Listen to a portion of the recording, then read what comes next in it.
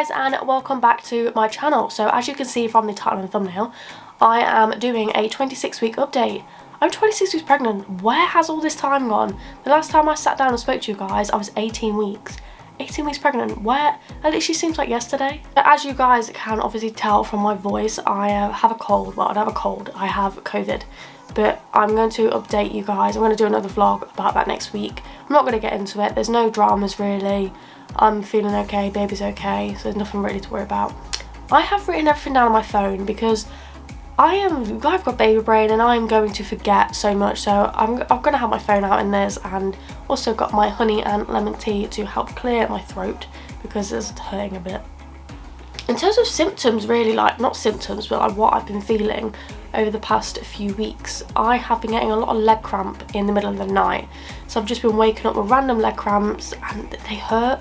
So I've started drinking more milk, which has helped, and I have started to like stretch out my calves and my feet and my legs before I go to bed and just during the day, and that's helped quite a lot. So that's getting a lot better.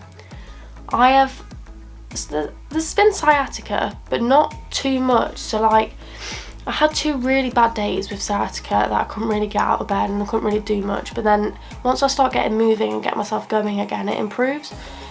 It's my own fault really, because I know that if I exercise that it doesn't come as much. I just haven't been making time for myself to exercise. So the past few days we're doing like little exercises here and there just to help get my body moving again, especially being in isolation at the minute.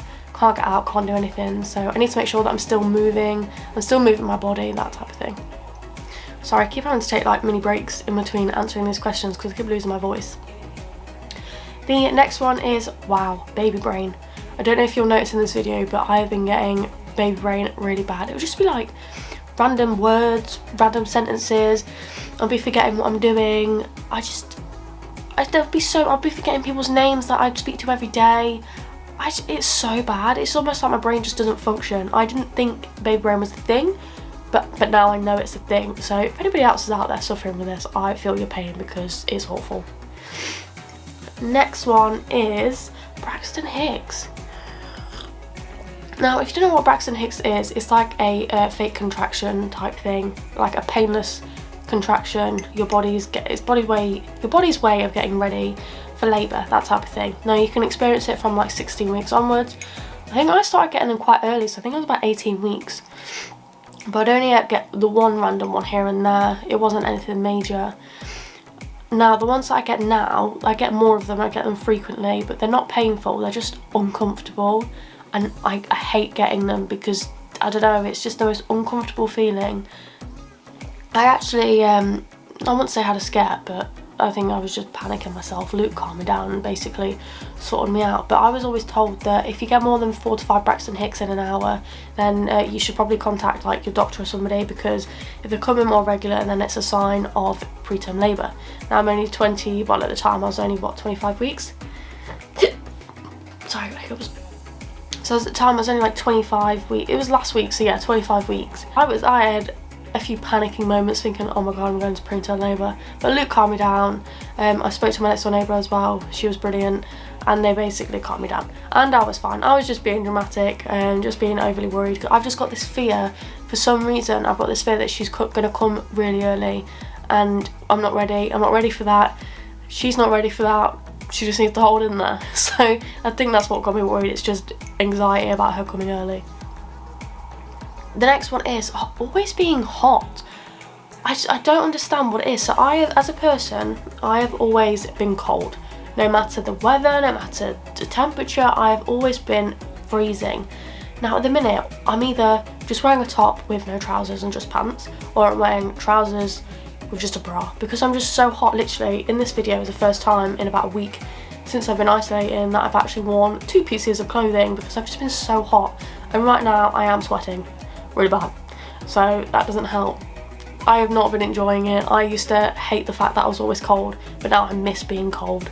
No matter how many windows I open, no matter how many cold showers I take or whatever, it does not help. The other one, which is quite obvious, is my stomach growing, which, do you know what, I really enjoy having a bump, because I was waited so long for my bump to come out, and I had so many people saying oh, what were they saying? So they were like, oh, are you sure you're pregnant? Are you sure you're as far gone as you say you are?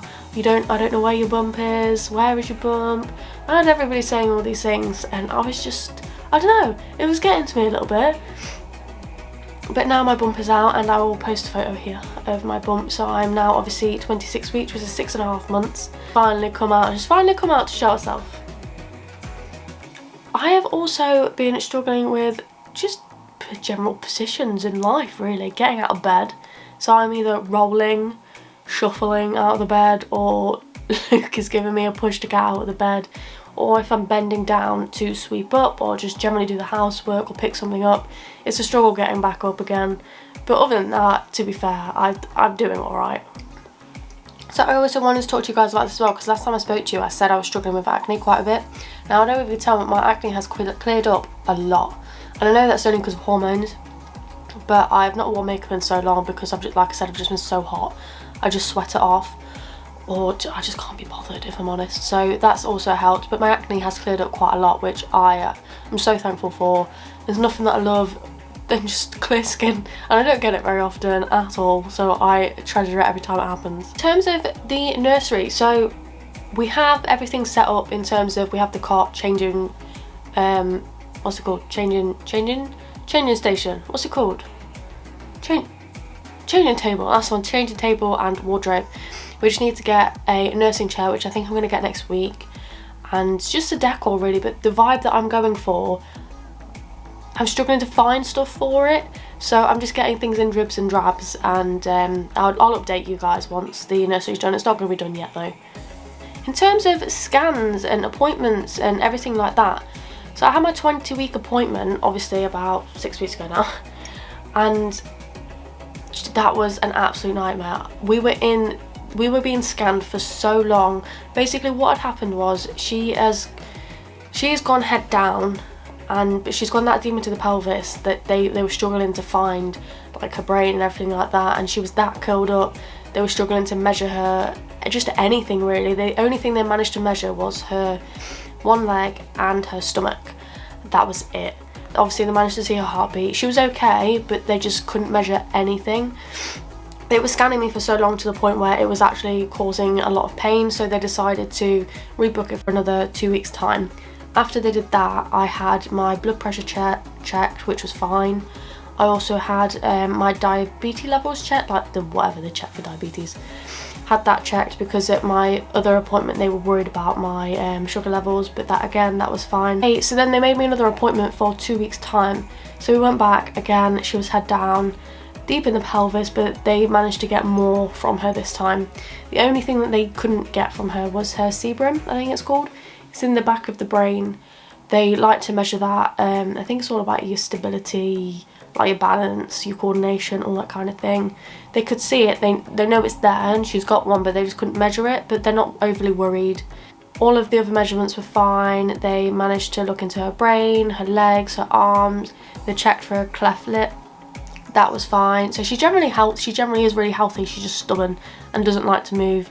And all my other checks were absolutely fine. So far we're doing good. Also, we asked for confirmation of the gender, and they said, oh, do you know what it is? And they said, and we basically said we had a gender reveal and a gender scan, and we was told it was a girl. And their reply was, well, we don't see any boy bits, so we're taking that as she's a girl still. So all in all, I don't really think I've got much else to say or to tell you guys. It's been a pretty quiet few weeks. I've got an appointment once I come out of isolation, so I'll update you guys again how that goes, but so far everything's going well. I'm really grateful for obviously all the support that I've had of everybody throughout this pregnancy, and I'm just grateful that everything has gone so well so far. We have got a lot coming up, so what have we got coming up? We've got maternity shoot, we have the baby shower, we have sorting the nursery out. I feel like there's Christmas coming up, there's Luke's birthday coming up. I just feel like we've got so much going on, but do you know what, I've never been so happy.